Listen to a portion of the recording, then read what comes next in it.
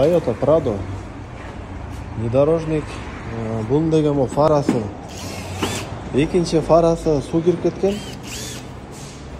Bu farasını çıkardığı için жууп тазалап, азыр салып атам. Şu farаны çıkarıp aтканда, faranın мындай ачкысын çıkarış üçün birinci могул жерде передний решетканы чечиш керек. Кийин могул поворотник үстүндө бир саморез бар, астында болсо мондай жөнөкөй эле эмне деп коет, пистон сыяктуучу тартканда чыгат.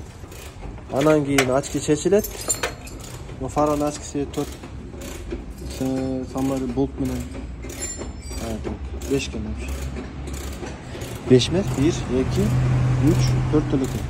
Ушуну чечкенден кийин faranın болсо мондай эле абадан чечип эле farаны чыгарып алса болот. Мондай болот. Az biz bunu сүрүтүп каражабыз. Анан азыр бул машинага противотуманкадан коюп атабыз. Мына ушундай тоондар. Өзүм ошол ким ушундай машина деп атпаса, чечкенге жеңил болсун деп видео тартып атабыз.